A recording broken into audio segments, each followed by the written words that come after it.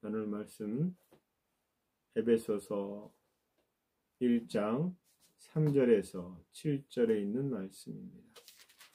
에베소서 1장 3절에서 7절에 있는 말씀을 읽겠습니다.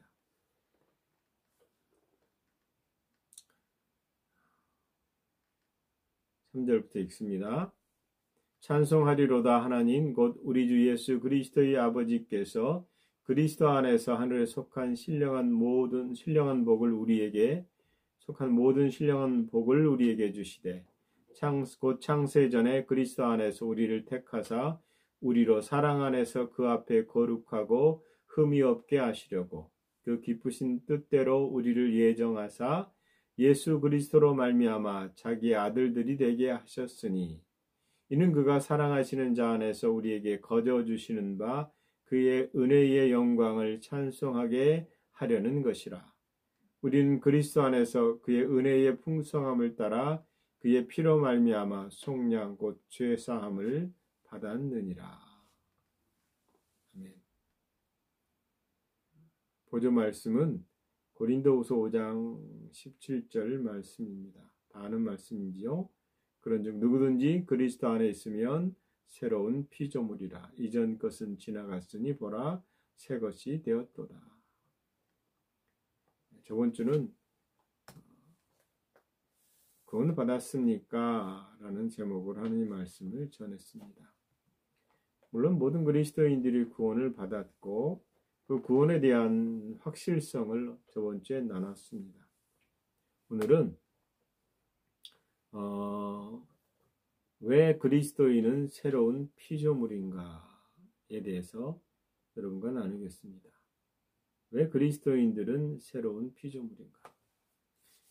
당연히 새로운 피조물이라고 우리가 생각하죠. 여러분, 그리스도인들의 알고 있는 복음은 어디서 시작하느냐 하면 그것은 항상 십자가에서 시작합니다. 십자가는 우리가 생각하면 고난, 고통 이런 게 있죠. 그러나 십자가는 이 절망적인 혹은 죽음과 함께 생명이 있습니다.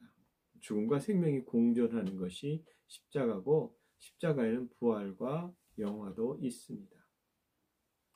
십자가를 통해서 우리는 죄에 대해서 죽고 하나님에 대해서 살게 됩니다. 예수 그리스도를 주라 고백하는 믿음의 고백을 통해서 거듭남도 일어나고요. 이 거듭남은 우리가 알듯이 위로부터 하나님으로부터 하늘로부터 태어나는 것입니다. 그리고 이 태어남과 함께 하나님의 생명이 우리 안에 들어오는 것이고 이 생명은 애초에 있던 생명이요 하나님 안에 있던 생명이요 그리스도 안에 있던 생명입니다. 이 생명이 우리의 본성이 되는 거죠. 그래서 하나님을 아버지라 부르게 된다라고 말합니다. 여러분, 하나님을 아버지라 부르는 것에 대해서 우리는 그냥 가볍게 여길 수 있습니다. 그러나 그것은 굉장히 중요하다라는 겁니다. 예수님이 하나님을 아버지라 불렀듯이 우리도 아버지라고 부릅니다. 히브리서 2장 11절에 보면 거룩하게 하시는 이와 거룩하게 함을 입은 자들이 다 한 근원에서 난지라. 그러므로 형제라 부르기를 부끄러워하지 아니하시고 라고 말합니다. 여러분, 예수님이 우리의 형제예요. 맏형입니다. 그렇게 할 수 있는 이유는 주님도 우리도 아버지로부터 태어났기 때문이죠. 다 한 근원이다. 그런 점에서 우리는 하나님의 자녀요, 하나님의 아버지요, 예수 그리스도와 동일한 자녀다라고 말할 수 있습니다. 여러분, 이것은 결코 육체적이고 혈연적인 이 세상에서 일어날 수 없는 일입니다. 거듭남은 영의 일이요, 영입니다. 그래서 이 세상은 이 거듭남에 대해서 알 수 없다라는 겁니다. 그리고 이해할 수도 없는 일입니다. 하지만 새로운 피조물인 그리스도인은 이제 예수님 안에서 예수 그리스도의 삶을 살게 됐다라는 겁니다. 여러분, 흑의 인생은 어떤 인생입니까? 흙의 인생은 오직 흙을 위해서 살고 흙으로 돌아가는 인생입니다. 그래서 흙의 인생은 땅이 그 인생의 전부다, 이렇게 말할 수 있습니다. 이 삶은 육신적인 삶이고 죽은 자의 삶입니다. 그리스도인의 본질은 영입니다. 우리는 영이고 여러분 혼을 가지고 이 몸 안에 산다. 이 구조, 그러니까 이 영인데 혼을 가지고 몸 안에 산다 그럴 때 혼이 어떤 역할을 할 것인가에 대해서는 굉장히 중요합니다.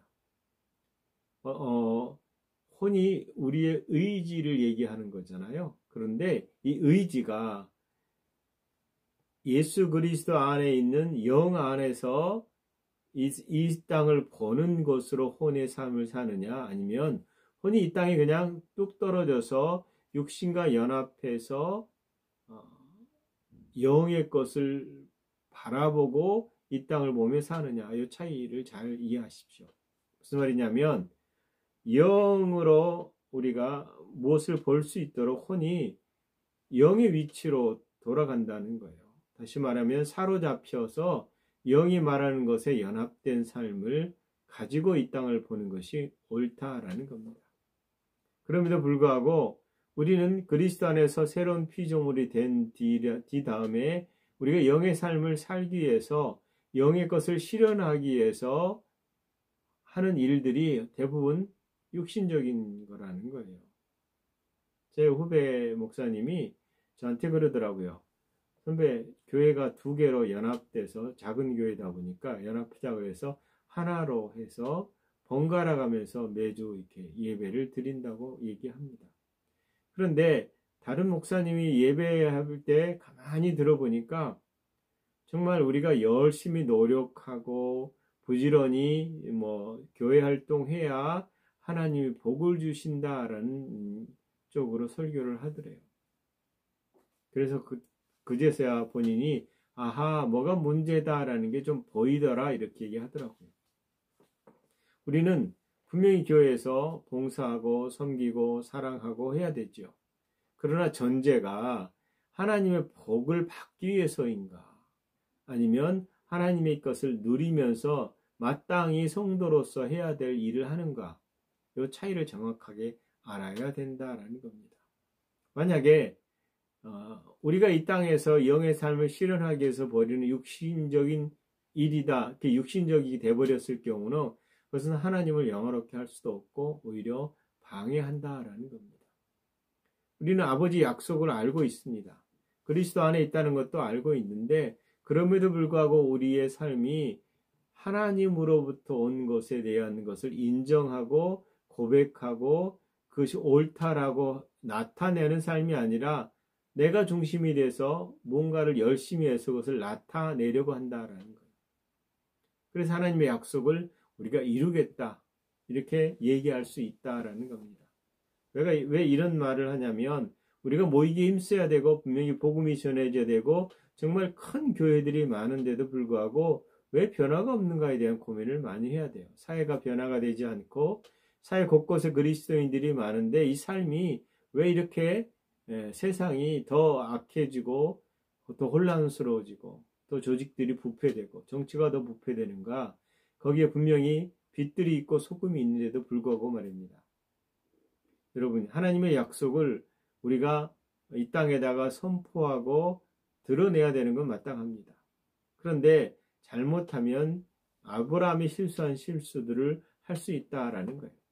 여러분, 하나님이 아브라함에게 아들을 주겠다고 말했을 때 그들의 몸들은 아이를 생산할 수 있는 몸이 아니었어요. 그래서 사라가 하나님의 약속을 이루기 위해서 하갈을 첩으로 들여서 자식을 낳으라고 말하는 것입니다. 그 처방전은 이성적이고 합리적인 사고방식에서는 아주 합당한 겁니다.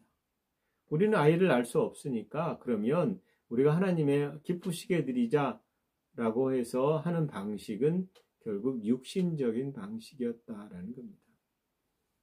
우리가 그리스도 안에 소유한 것은 새롭게 창조된 영입니다. 그래서 우리는 나는 그리스도 안에서 새로운 피조물입니다 라고 말해야 되는 거죠. 그러나 잘 들어보십시오. 고린도후서 5장 17절에 보면 그런즉 누구든지 그리스도 안에 있으면 새로운 피조물이라 이렇게 말합니다. 그 다음에 말씀이 뭐예요? 이전 것은 지나갔으니 보라 새 것이 되었도다. 새로운 피조물이 되었다라고 선언한 다음에 그 다음에 나오는 단어가 이전 것은 지나갔다라는 말입니다. 여러분, 새로운 피조물이 되었을 때 우리가 지었던 과거의 모든 죄가 용서받았습니다. 그리고 과거는 더 이상 존재하고 있지 않다. 새로운 피조물에게는 과거가 존재하지 않다라는 겁니다. 여러분, 새로운 피조물이 된 그리스도인들은 기억하는 과거는 없습니다. 오직 옛사람이 기억하는 과거가 있을 뿐이죠. 여러분, 새로 태어난 아기를 안고 나서 그 아기에게 너의 과거가 뭐지? 너 뭔 일하고 지냈지? 라고 물어보면 그거는 우스꽝스러운 사람일 겁니다. 새로 태어난 아기는 과거가 없다라는 겁니다. 이 말은 그리스도 안에 태어난 새로운 피조물은 더 이상 과거의 옛사람에게 사로잡힐 이유가 없다라는 거예요. 그 어떤 상처도, 그 어떤 삶이든 동성애든 어떤 죄의 형태이든 상관이 없어요. 새로운 피조물은 그리스도 안에서 정말 새롭게 됐고 그 전에 이전 것은 다 지나가는 것입니다. 그래서 이전 것은 지나갔다라는 말은 옛 것은 우리와 상관이 없게 됐다. 정말 놀라운 소식이잖아요. 그런데 그리스도인들이 여기서 헷갈리는 게 뭐냐면 우리가 여전히 우리의 생각이 변화되지 않았고 우리 역시는 여전히 욕심이 있고 정욕이 있거든요. 그러다 보니까 이것에 대한 고민이 생기는 거예요. 왜냐하면 이것이 내 삶을 끌어가려고 하기 때문이에요. 그래서 우리가 이 새로운 피조물이 됐다라는 것에 대한 정확한 이해는 새로운 피조물은 이 영역에서 이루는 어떤 일과도 상관이 없어요. 그리고 우리는 새롭게 된 이 피조물의 삶을 혼을 통해서 그리고 육체를 통해서 나타내야 되는 삶을 살아야 된다라는 것입니다. 구원받았다라는 것은 이 하나님의 생명이 들어와서 새로운 피조물이 됐고 이 위대한 사건을 제대로 이해하지 못하면 우리의 삶은 옛사람의 방식으로 묶일 수 있다라는 거예요. 그래서 다시금 과거로 돌아가서 육신적인 이 일에 매일 수밖에 없다라는 거예요. 육체적으로 우리는 유전적인 병이 올 수 있습니다. 그러나 하나님이 우리 육체를 거룩하게 구별해서 성전 삼았다면 이 육체적으로 나타나는 질병이나 유전적 질병들을 거절해야 된다라는 거예요. 하나님이 새로운 피조물을 통해서 우리를 성전 삼으셨다면 우리 육체가 그것에게 반응하고 그것이 옳다라고 선언해서 우리가 이 땅에서 주님이 채찍에 맞음으로 우리 질고를 지심으로 우리가 건강하게 살 수 있다라는 것을 선포해야 된다라는 겁니다. 그런데 여전히 우리는 종교적 방식으로 이 땅에서 몸부림치면서 하나님이 우리에게 주신 복들을 받으려고 노력한다라는 거예요. 오늘 본문의 말씀에 분명히 모든 하늘의 신령한 복이라고 말했습니다. 신령한 복이라고 말할 때 그것은 많은 사람들이 은사로 착각을 할 수가 있어요. 그러나 하늘에 있는 모든 실제라고 생각하면 됩니다. 새로운 창조는 하나님의 생명을 가지게 되고 그리고 그 생명을 가진 자는 과거와 상관이 없는 자예요. 오직 거룩하게 구별된 자예요. 그래서 더 이상 정죄함이 없는 게 새로운 피조물입니다. 요한복음 3장 17절 18절에 하나님이 그 아들을 세상에 보내신 것은 세상을 심판하려 하심이 아니요 그로 말미암아 세상이 구원을 받게 하려 하심이라. 그를 믿는 자는 심판을 받지 아니하는 것이요 믿지 아니하는 자는 하나님의 독생자의 이름을 믿지 아니하므로 벌써 심판을 받은 것이니라 이렇게 말해요. 여러분, 이 말은 심판을 하지 않겠다는 말은 죄가 없다는 얘기거든요. 벌을 내리지 않겠다는 거잖아요. 위법한 사항에 대해서 벌금딱지를 주지 않는 거예요. 이 말은 뭐예요? 다시금 너희들의 죄를 기억하지 않겠다라는 겁니다. 여러분, 죄들은 법이 있을 때 이 죄들은 법으로 인해서 저촉을 받게 돼 있어요. 만약 그 법을 내가 몰랐을지라도 죄를 지으면 심판을 받게 되어 있습니다. 그런데 그리스도 안에서 약속된 그리스도의 법이 있어요. 이게 있다면 여러분, 이 법은 뭐라고 말하겠어요? 이전 것은 지나갔으니 라고 말하면서 더 이상 정죄함이 없다라고 선언합니다. 그럼 우리가 어떤 죄를 졌던 간에 이 법에 속한다면 정죄함이 없는 거잖아요. 법은 반드시 지켜야 되기 때문에. 근데 하나님께서 우리에게 약속하실 때에 곧 나는 나를 위하여 내 허물을 도말하는 자니 내 죄를 기억하지 아니하리라 이렇게 말했습니다. 근데 사람들이 나는 여전히 죄성을 가졌어 라고 말한다면 이 죄성은 우리의 육신과 우리 혼에서 있는 옛사람의 습관에 일어나는 악함들이에요. 이것은 본성이 아니에요. 본성적 죄가 아니다라는 거예요.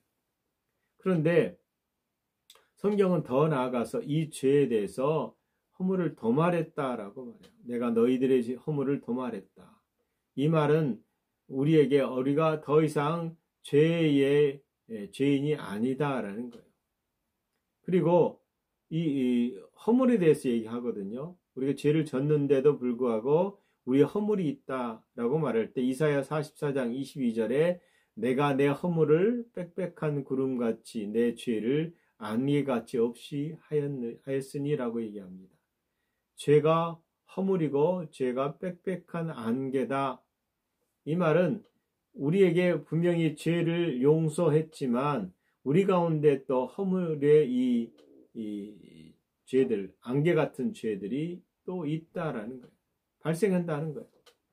그런데 성경은 이런 경우를 위해서 우리가 예수 그리스도로 말미암아 구원을 얻었을 뿐만 아니라 죄 사함을 받았음에도 불구하고 일어나는 죄들과 관련해서 요한일서 1장 9절에 만일 우리가 우리 죄를 자백하면 그는 미쁘시고 의로우사 우리 죄를 사하시며 우리를 모든 불의에서 깨끗게 하실 것이요 라고 말합니다.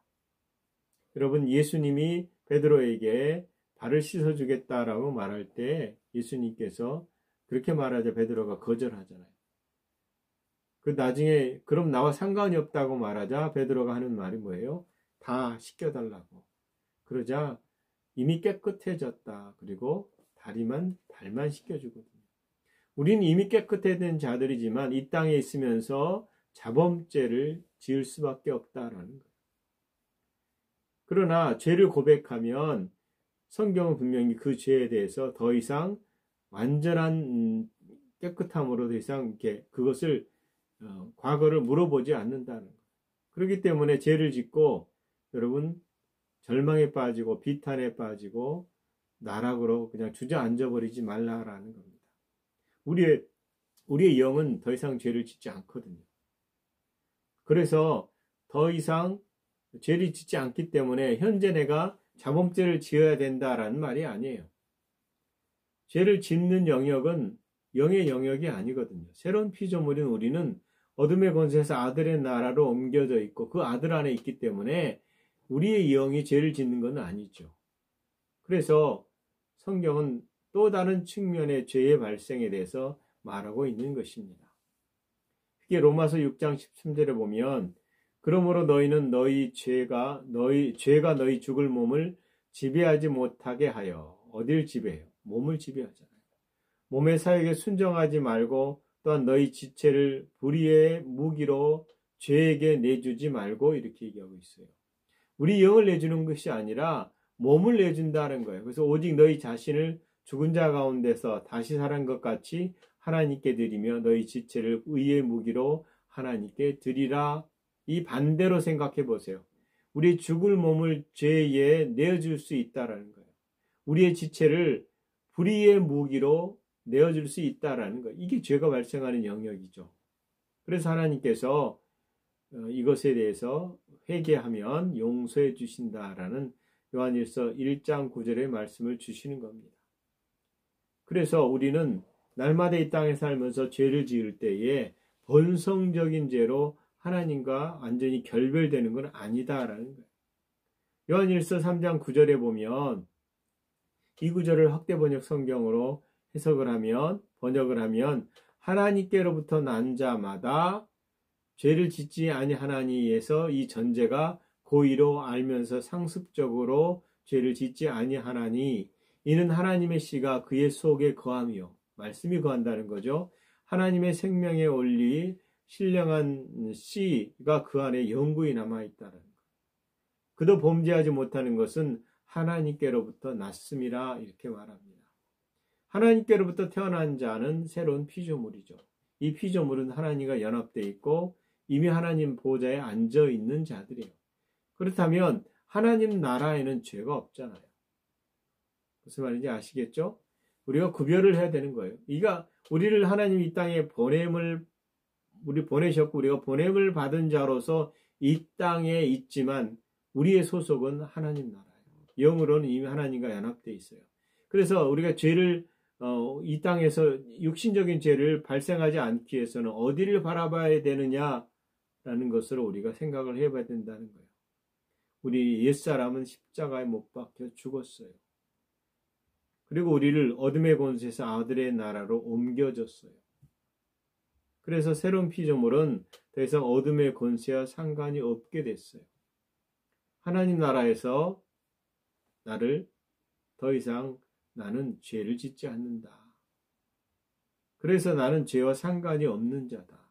구원을 받았다. 거듭났다. 새로운 피조물이다. 죄에서 모든 저주에서 모든 질병에서 모든 연약함에서 모든 우울에서 모든 고질적인 습관에서까지 해방됐다라는 거예요. 그러므로 우리가 그것을 어떻게 처리하느냐, 이것을 어떻게 적용하느냐에 대해서 고민을 해야 되는 것이죠. 우리가 어디서 해방됐어요? 어둠과 권세로부터 해방됐고 옛 습관과 싸울 수 있어요. 어쩌면 옛날 방식으로 버둥거릴 수도 있고요. 그러나 이러한 장애물들을 극복할 능력이 그리스도인들 우리 안에 이것이 있다라는 사실을 우리 분명히 알아야 됩니다. 이미 해방된 상태. 그러므로 이미 해방된 내가 이 땅에서 육신과 몸을 가지고 마음을 가지고 몸을 가지고 생각을 가지고 산다면 이 상태를 인정하고 그 다음에 하늘에서 이룬 것을 땅에서 이루는 영의 방식으로 가야 된다라는 거예요. 마귀가 정죄하고 넘어뜨리고 또 실수할 때마다 마귀는 계속 정죄하려고 그러잖아요. 너 그거 되니? 안 되잖아. 넌 죄인이야. 너는 할 수 없어 라고 말할 때에 우리가 끊임없이 사단을 예수 이름으로 대적해야 돼요. 예수 이름으로 마귀야 떠나가라. 나는 그 생각을 거절한다. 내 손에서 떼라. 나는 해방되었다. 나는 건강하고 나는 지혜롭고 부지런하다. 하나님이 내게 주신 성품을 따라서 말하는 훈련을 할 수밖에 없는 거예요. 곧 살아있는 자라 내가 전에 죽었노라 볼지어다 이제 세세토록 살아있어 사망과 음부의 열쇠를 가졌노니라고 얘기해요. 예수님이 사망과 음부의 열쇠를 가졌고 그 사망과 음부의 열쇠가 그리스도 안에서 교회에게 있다라는 거예요. 그래서 여러분 어떤 마귀도 어떤 어둠도 우리가 안에 있는 생명을 취할 수도 없고 해코지할 수도 없고 단 하루의 분초마다 있는 인생을 훔쳐가려고 할 때 우리가 단호히 거절해야 된다라는 거예요. 하나님은 여전히 하나님이세요. 그분은 이미 우리를 죄에서 죽음에서 건져내셨어요. 여러분 어지럽게 우울한 생각이 들 때 그 생각들을 참을 필요가 없어요. 그것은 우리 것이 아니거든요. 정신적인 싸움에 사단이 걸어올 때 거절해야 돼요. 나는 지혜롭고 건강하고 기쁨의 존재다. 이것은 이미 해방된 존재예요. 이미 자유롭게 된 존재예요. 그게 우리예요. 우리는 이미 아들의 나라에서 옮겨졌어요.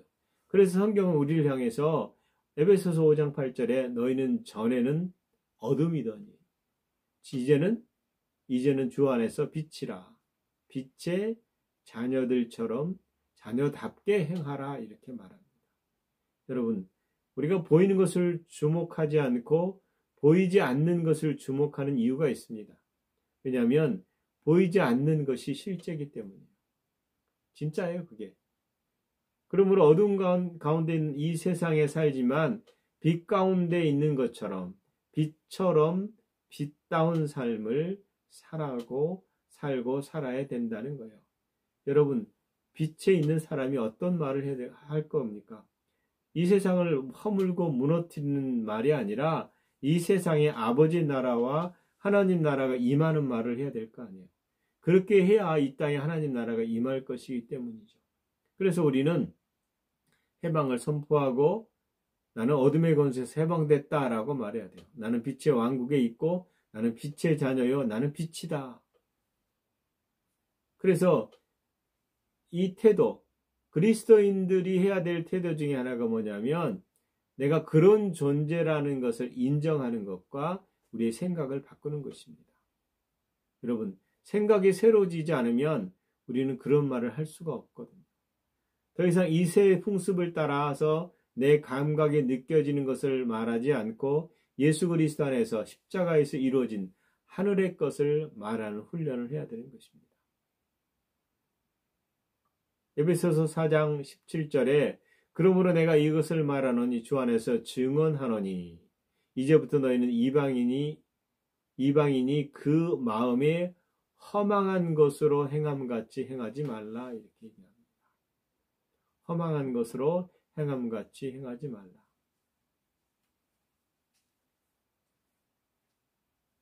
여러분, 봄이 되면 사람들이 꽃 구경 가잖아요. 그 다음에 가을이 되면요.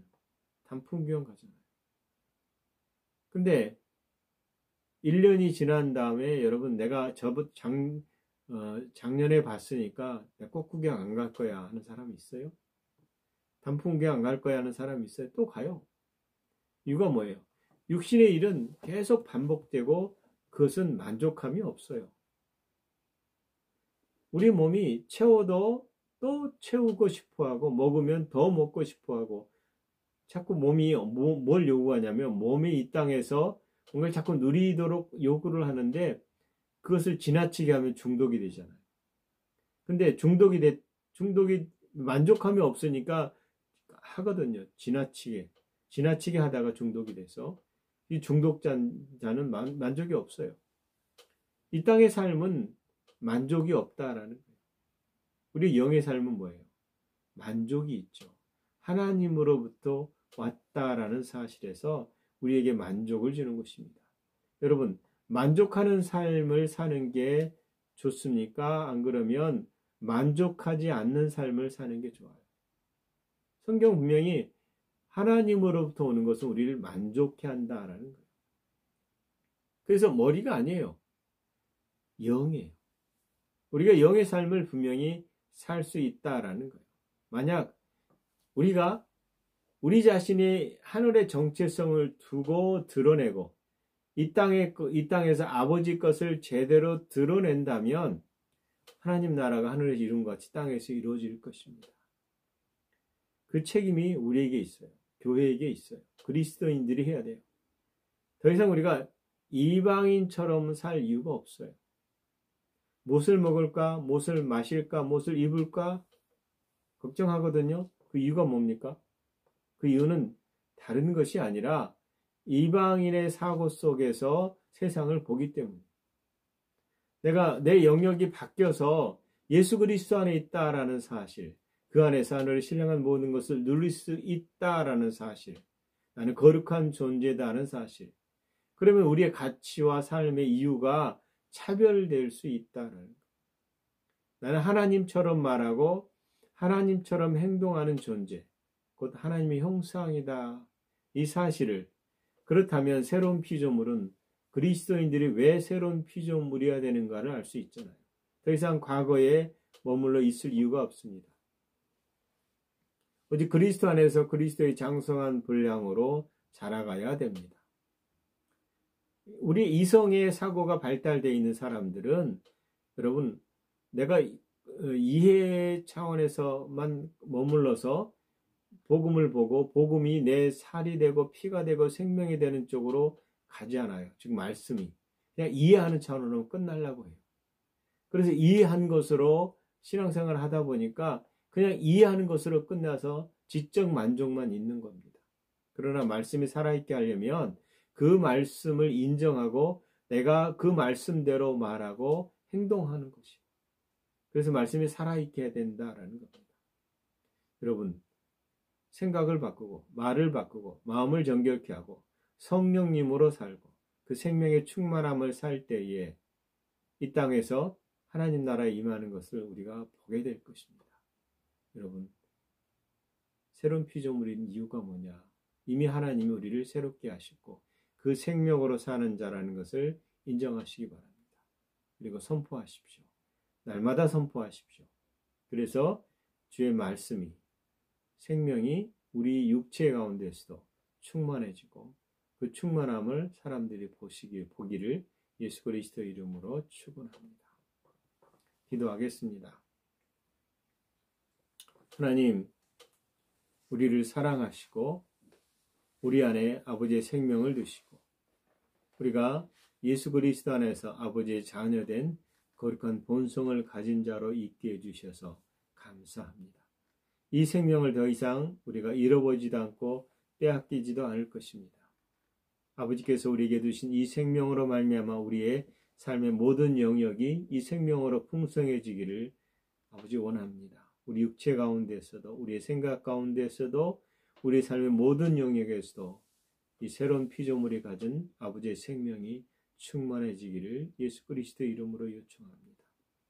더 나타내 주시고 더 알려주셔서 모든 하늘의 신령한 복이 얼마나 크고 넓고 온전한 것인지 알아서 그것을 이 땅에서 선포함으로 내 아버지께 영광이요 우리에겐 즐거움과 기쁨이 되게 하시옵소서.